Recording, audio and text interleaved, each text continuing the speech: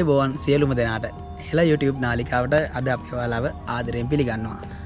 අද අපි ඔයාලත් එක්ක ඇවිත් තියෙන්නේ සැලව රජමහා විහාරයට.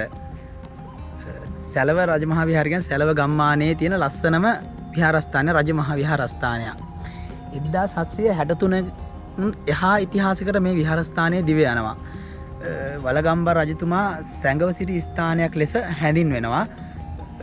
එකල වලගම්බා රජතුමා මෙතන සැඟව ඉඳලා සේනා සංවිධානය කරලා තිබෙනවා. මේ ස්ථානයේ උමගක් තිබිලා තියෙන යමුගණන් දැනට පේන්න නැහැ. එතකොට මෙතන ඇවිල්ලා සිංහලයේ අවශාන ශිලාලේඛනයට උරුමකම් කියන විහාරස්ථාන ලෙස අපි ඔයාලට හඳුන්වලා දෙනවා. අපිට ඒ ශිලාලේඛනය අපි ඔයාලට බලා ගන්න පුළුවන්. අපි ඒක පෙන්වන්නම්. මේ වීඩියෝ එක ස්කිප් කරන්න තු ඉස්සරහට අපිත් එක්කම රැඳිලා සිටින්න. අපි බලමු මේ ශිලාලේඛනය පිළිබඳ විස්තරයක් දෙන්න.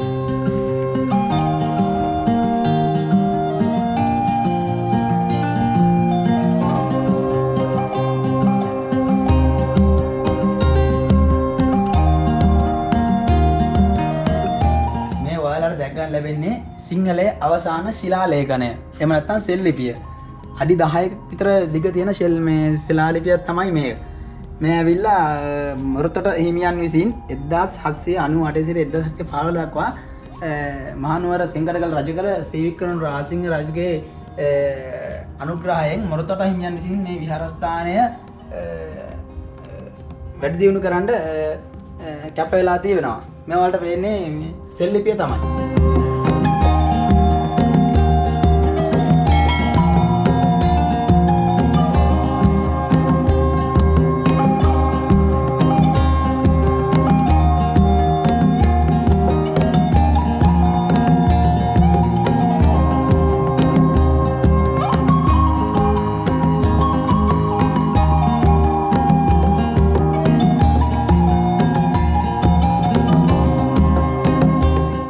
විහාරස්ථානයේ තියෙන තවත් විශේෂත්වයක් නම් මේ විහාරස්ථානයේ විහාර මන්දිර 3කට තමයි ඉදි වෙලා තිබෙන්නේ. එතනින් විශාල පළවෙනි මේ විහාර මන්දිරය ඔක විශාල තියෙනවා. ඊට පස්සේ තව දෙකක් තිබෙනවා. අපි පළවෙනි විහාර මන්දිරය ඇතුළට ගිහලා බලමු ඇතුළේ විස්තරය.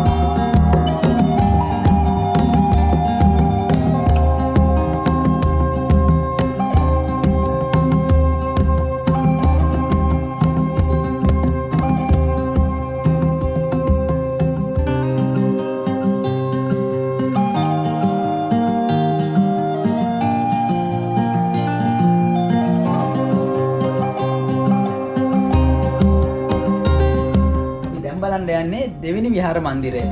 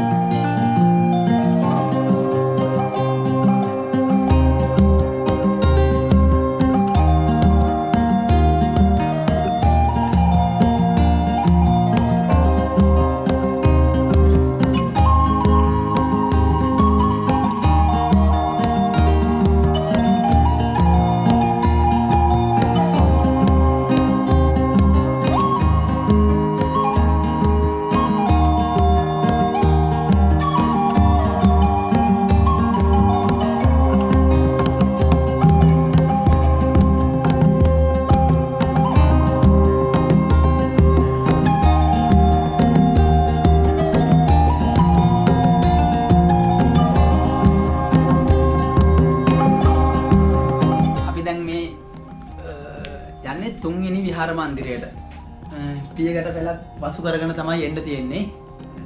මෙතන ඇවිල්ලා ගල ලෙනක් ඇතුලේ තමයි මෙම තුන්වෙනි විහාර මන්දිරයත් හදලා තියෙන්නේ.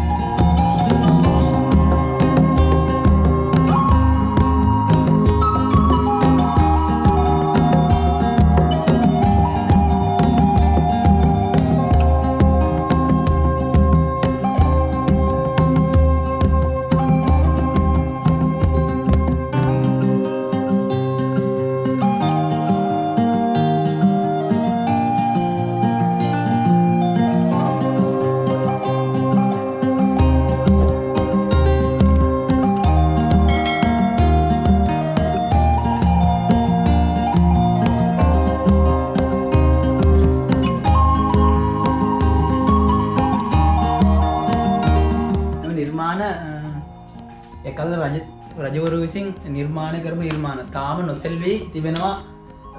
එකම විදිහට වහල බිම හැමතැනම හරිම ලස්සනට තිබෙනවා. ආයි කියන්න විශේෂයෙන් මේ මුළු විහාර මන්දිරය පොළොවේ සිට අඩි 3ක් විතර උසට තමයි නිර්මාණය කරලා තියෙන්නේ. කියන්නේ ස්වභාවික ඉපත් වතුරක් ආවත් මේ උඩට එන්නේ නැති වෙන තමයි නිර්මාණය කරලා තියෙන විහාර ස්ථානය.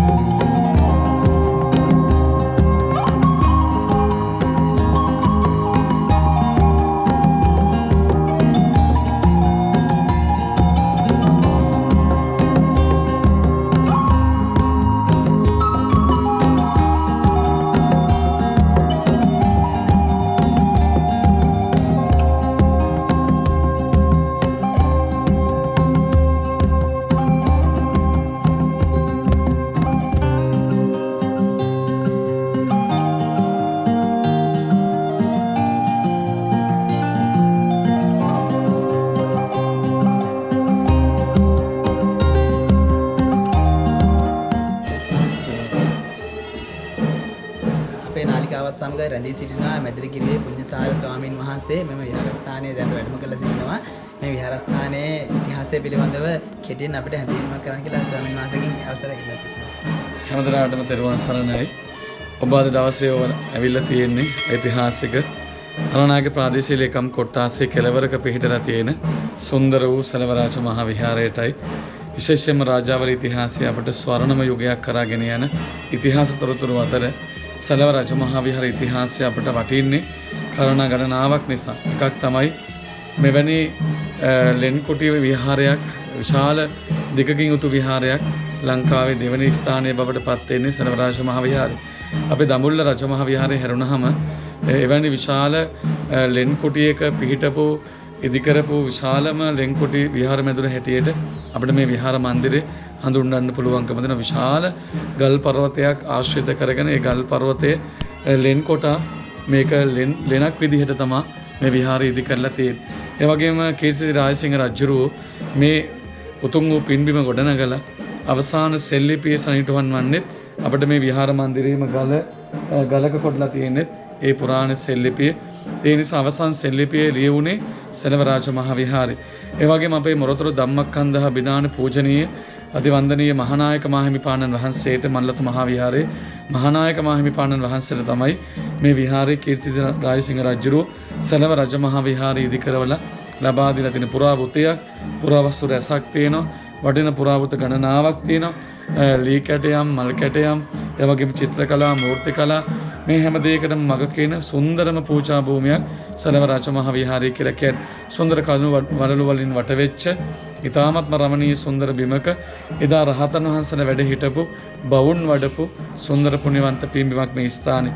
මහනුවර යුග දවසේදී කරපු නිර්මාණ ගණනාවක් ඒ ඉතිහාසයත් එක්ක අපිට මේ විහාර කර්මාන්තයේ දිහා බලනකොට අපිට තියෙනවා ගල් නැඳි, ගල් බෝරු, ගල් පඩිපෙල් මේ ලියකම් ආදී වලින් බොහෝ දේවල් අපිට දැක ගන්නට පුළුවන්කම තියෙනවා. ඒ නිසා ඓතිහාසික සලව රජ මහ විහාරේ මේ විහාර මන්දිරය අපි මේ වෙනකොට ප්‍රතිසංස්කරණය කරන්න ගවේෂණය කරලා තියෙන පුරාවිද්‍යා දෙපාර්තමේන්තුවත් එක්ක. ඉතින් ඉදිරි කාලයේදී මේ වටින පුරාවෘතය මේ විහාර මන්දිරය ආරක්ෂා කරලා දීම අපේ ප්‍රධාන වගකීමක්. ඒ නිසා වර්තමානයේ මල්ලතු මහ විහාරයේ විහාරාධීශවර අපේ ලාහුගල සුගත ඥාන නායක මහිමිපාණන් වහන්සේ, ඒ වගේම මල්ලතු මහ විහාර පාර්ශ්ව නියෝජ්‍ය ලේකකාධිකාරී අපේ පූජනීය මහවිල රතනපාලා විධාන නායක මහිමිපාණන් වහන්සේ සහ භාරකාර අපේ මහේෂ් මහත්මයාණන් සමගින් අපි මේ මහ විහෙර දැන් ටික දියුණු පමනු කරමින් තියෙනවා.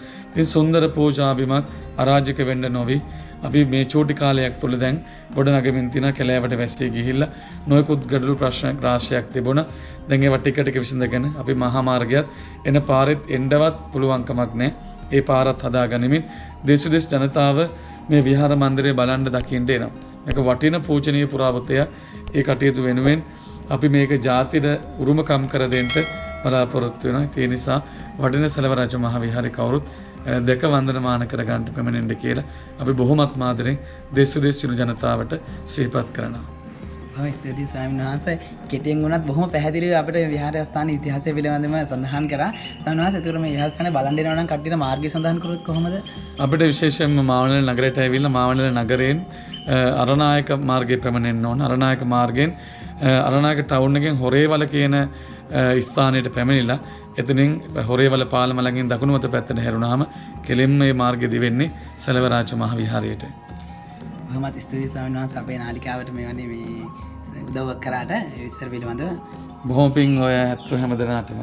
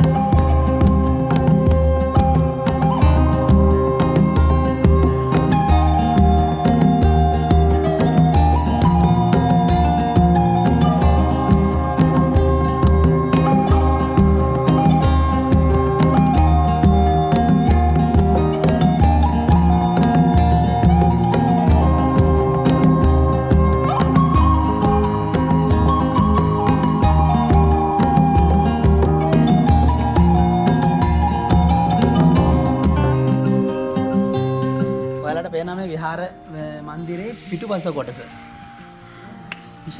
විශාලම ගල් කුලක් තියෙනවා. ඒ ගල් කුලට සම්බන්ධ වෙලා තව පරිවාර ගල් තිබෙනවා. අපිට කියන්න ඕනි මෙම ගල් කුළු ඇතුලේ මොකද්ද ඉතිහාසයක් හැංගිලා තියෙනවා. කවුරුත් නොකියපු ඉතිහාසයක් මේව තුල සැඟවිලා තියෙනවා. මොකද තාම ඇත්ත ඉතිහාසය ලියන කට්ටියවත් කියන කට්ටියවත් පුරාවිද්‍යාඥයින්වත් කිසිම දෙයක් දීලා නැහැ.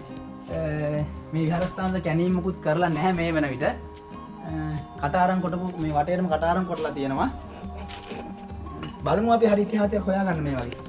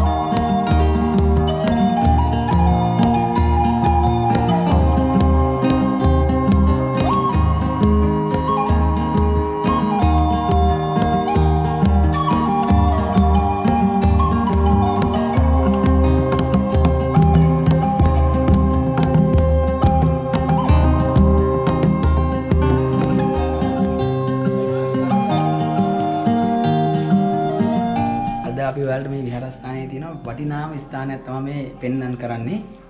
මේ විහාරස්ථානයේ හමු වුණ ඊටාම පැරණි භාණ්ඩ. මේ වීඩියෝ ස්කිප් කරන්න තු ඔයාලා බලන්න. ඔයාලා මේ මෙතන පේනවා පුස්කොළ පොතක්.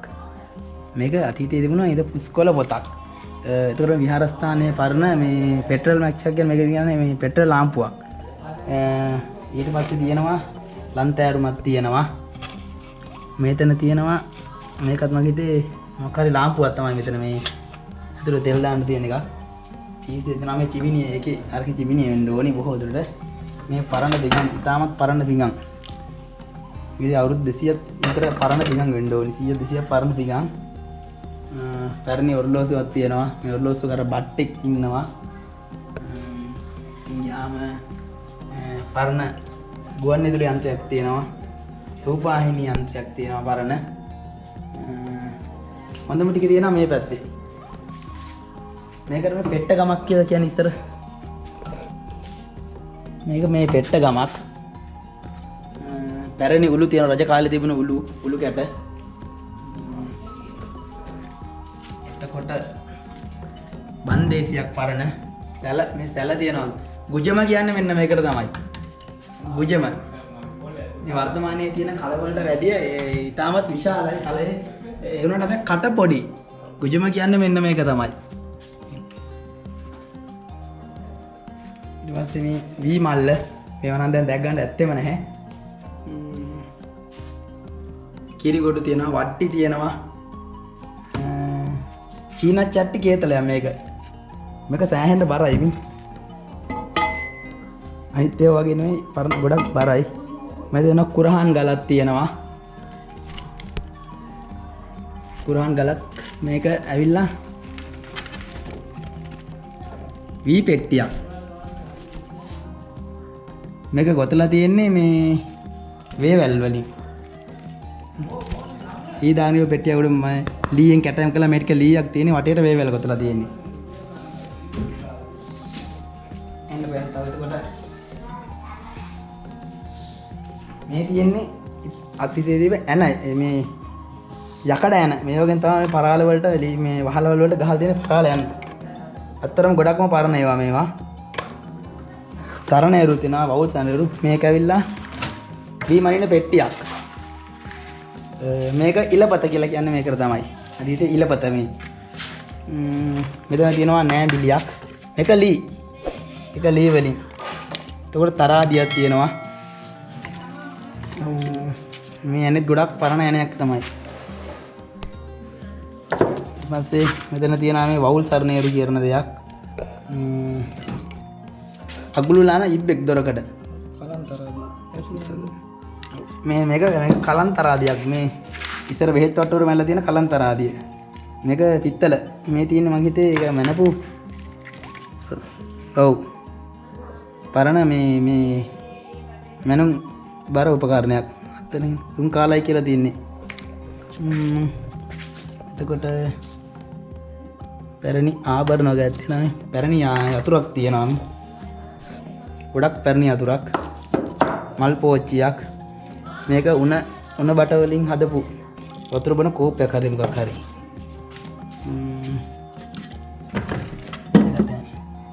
මේ තියෙන්නේ තල්ලිය කියලා කියන්නේ මේක. කල්ලිය. මක්කර එක්ක ගන්න උපකරණයක් වෙන්න ඕනි. ඊට පස්සේ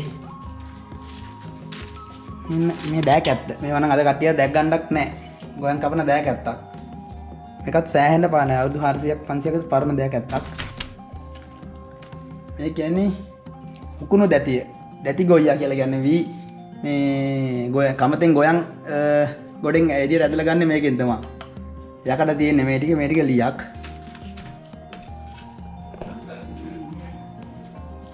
ආයෙ මෙතන තියෙනවා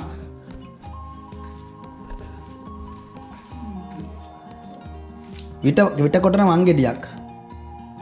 ලී වලින් හදලා තියෙන්නේ. ඊට පස්සේ ඔරුවක් තියෙනවා. මොකද්ද මේ? පඬු ඔරුව. පඬු ඔරුව මගේ දෙන්නේ අර සිවුරු වල පඬු පොවනකට මේකේ දාන තමයි පඬු පොවනවා ඇත්තේ. පඬු ඔරුව කියලා. කල් ලී වලින් තමයි හදලා තියෙන්නේ.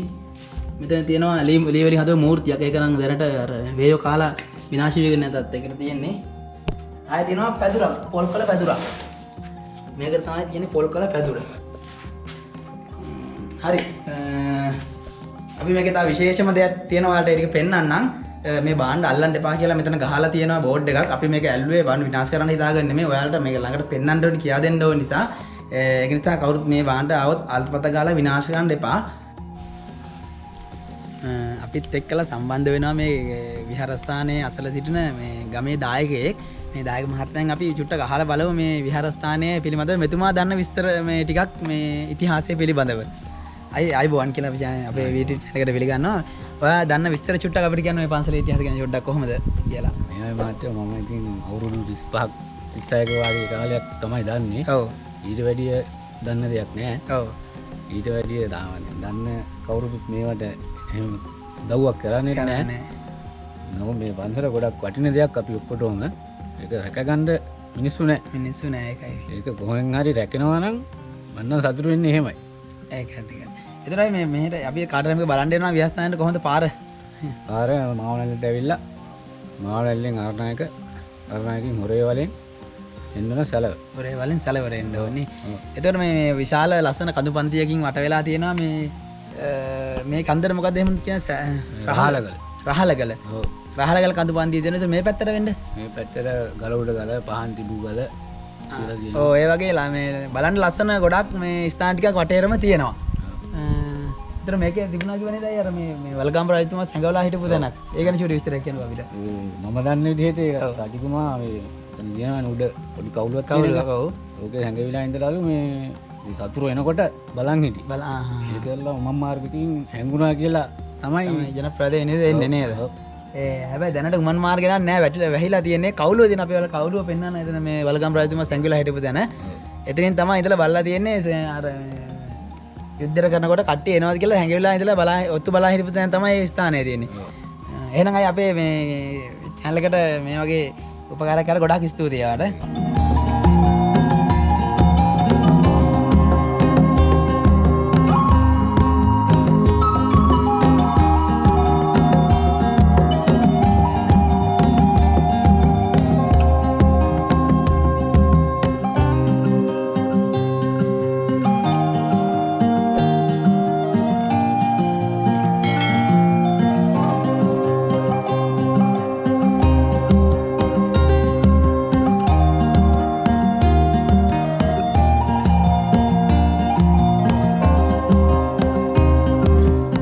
පේන මේ ජල පොකුණ මේක රජකාරයෙන්ලා තිබ්බ පොකුණක්ලු. මේක බොණ්ඩ මොක කර වෙන පරිහරණය වලට ගන්නෙ නැහැ. මේක තියෙන්නේ මෙතන මේක ජලය ගන්නෙ මල් දෝහණය කරන්නයි පැන් තියන්නයි විතරයිලු. මේක මේ විශේෂයෙන් පැන් තියන්න විතරලු ගන්නෙ. තුඟක් මේ වෙන කිසිම ප්‍රයෝජනයකට ගන්නෙ නැතිලු. මේක රජකාරයෙන්ලාම පැවතෙන විලක්ලු මෙතන.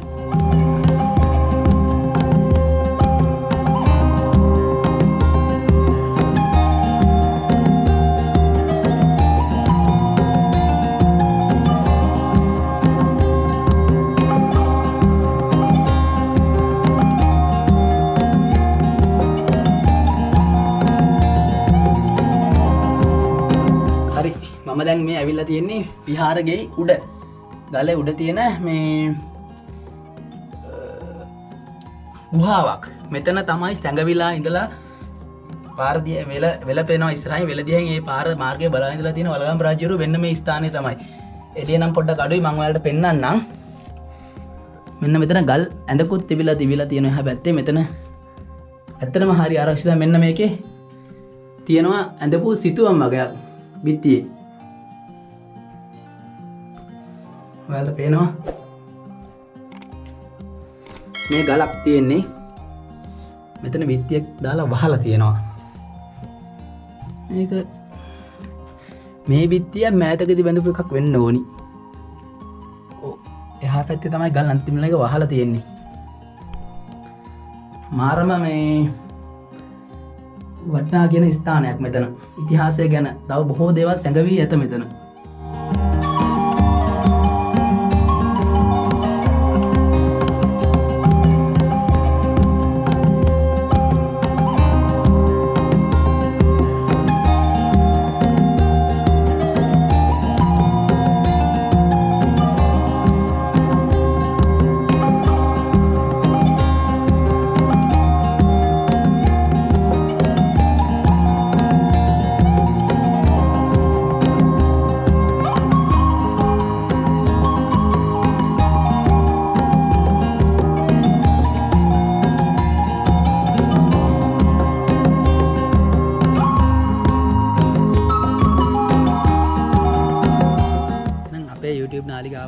එකතුලා සිටපු හැම දෙනාටම ගොඩක් ස්තුතියි. මේ වගේ ලස්සන ඓතිහාසික හා රමණීය විද්‍යාත්මක වටිනාකමක් තියෙන ස්ථානයකින් නැවත හමු වෙනකන් ඔයාලගෙන් සමුගන්නවා අදට. ඔයාලගේ අදහස් කමෙන්ට්ස් කරන්න, අපිට ලයික් කරන්න, ෂෙයා කරන්න, තව කෙනෙකුට මේ වීඩියෝ එක බලන්න. මතකද ඔයා අපේ channel එක subscribe කරලා නැත්නම් subscribe කරන්න. එහෙනම් හැමෝටම සුබ දවසක්. ආයුබෝවන්.